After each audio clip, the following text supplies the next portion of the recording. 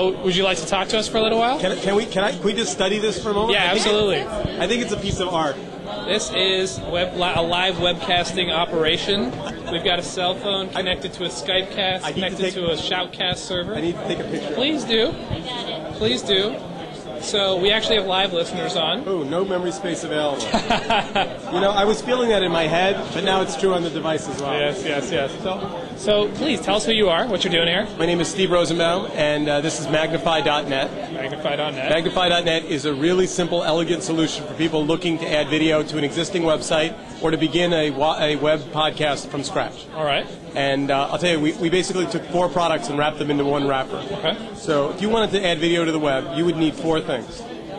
The first thing that you would need is a page, either a page that you design with a header and footer and your own resources, and we can basically hand that to you with our URL, or you can use your own. It's fine. Second thing you'd need is an upload tool, the ability to upload, encode, store, and serve video, and we provide that for free. The third thing that you would need is some way to organize those videos into a content management system so that you can, when you have 100 videos, you can find which ones you want, publish some, and shut other ones down. And the last thing you might need, and we think it's important, is a search engine so that you can find videos that are related to your subject area, for example, PodCamp, and find them from all over the web and organize them on your site. All right. So Magnify.net provides those 4 tools in a really sweet wrapper with lots of design tools and lots of functionality, and it's free.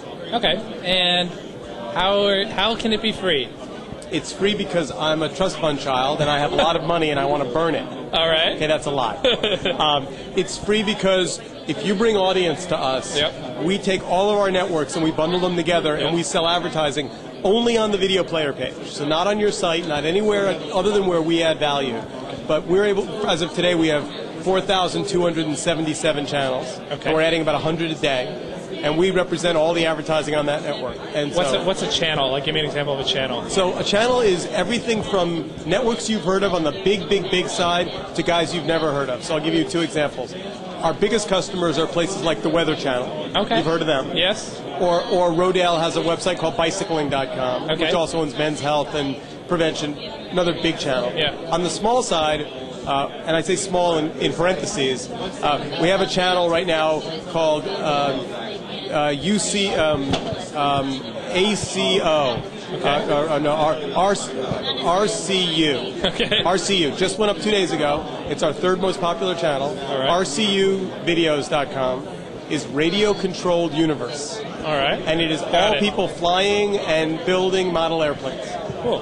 Massively popular. So part of what we find interesting is the same tools that the Weather Channel uses to build their user-generated video experience, a guy with a bunch of radio-controlled airplanes can use.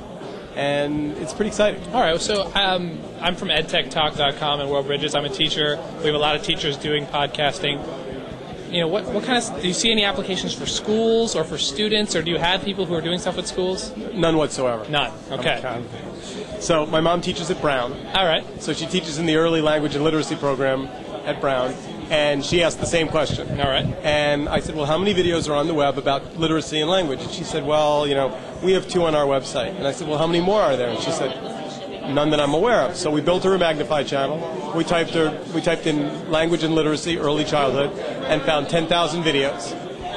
Now, some of them are very low quality. Sure. Some of them are student teachers videotaping classes. Some of them are incredibly boring lectures. And some of them are really quite fabulous. So what I would say to the education community is, you're too young to remember, but back in 1996, you couldn't go to any party without people saying, where are all these web pages coming from? Who's building them? Every day there was 100,000, 200,000 of these amazing web pages going up. There was some weird human need to just publish text to the web. That's happening with video. Yeah. So if you look at what's happening on YouTube and realize that's just a subset of the larger phenomenon, what we really believe is that educators, first of all, have to embrace video, have to do it, and have to add value, have to curate their pages, and really should experiment. And that's really kind of what we think. So how can an educator get started with Magnify? What should they do? All right, so let's use an example. All right. High school science. Got it. So my 17-year-old son videotapes his labs on his laptop. Not because of me. He finds a good way to keep notes, particularly with things that are technical. He brings a little webcam with him, and he videotapes the actual dissection of a frog, All right. and then he uses it to write his papers. So think about for a moment what would happen if a high school physics teacher said, let's type high school physics into Magnify, and if you had a video camera, we would do it right here. Yeah. How many videos are on the web right now called high school physics? And the answer is lots, right? We've got a video camera. Oh, I'm sorry. I thought we were talking to a microphone. We got both. Oh, well, the video's not live, all right. but we're going to put the video up. So should we look? You want to do it? Yeah, and we're All going to right. put the video on Magnify. All right, so come look. All right. All right, so I'm going to just go to my site, stevesvideoblog.magnify.net, and this is just a site that I can mess around with. All right. And when I break it, nobody gets mad at me. Excellent, excellent. We'll definitely post this video up here so we can try out Magnify. Cool. We can upload video? Of course. All right. So now let's hit submit, and we're going to look for high school physics. All right, we're going to see if we can find some high school physics video. Right now we're at magnify.net. PHY, somebody help me with SICS. It's the downside of a progressive education. All right, so now we're going out and we're searching Rever, Blip, YouTube, Metacafe, Daily Motion. Okay, here are the results back.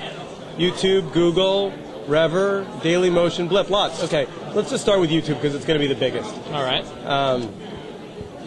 Okay, high school physics of paintball. So we're looking through all the results that came out of searching for high school physics. Let's look at free fall. High school physics video project where we teach free fall by throwing a TV off a cliff. Okay. So here it is. So this appears to be a real video. Well produced. It's got titles.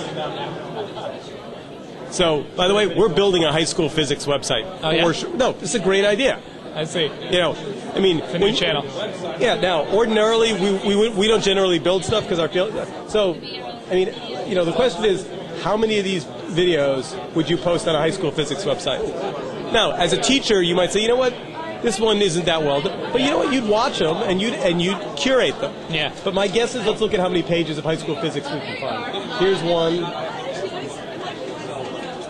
Steve, I'm going to take a second, and Okay. I'm going to see if there's any questions from our live listeners. So Cool. if anyone has a question for Steve about magnify.net, he's right here, and I'll hand him the headphones. Are there any questions from the audience? You can just hold it up to your ear.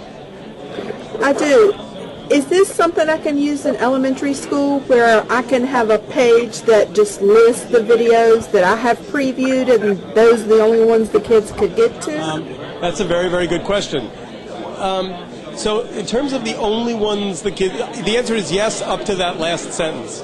Magnify is available on the public internet, so we don't currently have a password protected solution. So if your kids at home have internet access, you could absolutely build a channel. It would be easy, and you could select the videos. You would be the only person allowed to put videos up on the site, and you could send your kids to a URL, and all the videos would be available for them. Yes. So that way they won't get something that's Right. we haven't screened. Right. You'd basically say, you know, Mrs. Smith's high school videos, and you give the kids the URL and say, these are the videos I want you to watch for class next week, and they would all be available. Yes. And by the way, the easiest way to do that is just go to magnify.net, set up an account, which is 3 key clicks. It's very simple. And if you get stuck, there's a link on the homepage that says "Need a hand" with a question mark, and just send in a note and say, "Hey, I signed up for an account and I'm a little stuck. I need some help," and we'll be happy to help you build it. Okay, great. Terrific. Thanks a lot, Steve. We're looking forward to checking out magnify.net. Very cool. I'm excited about this.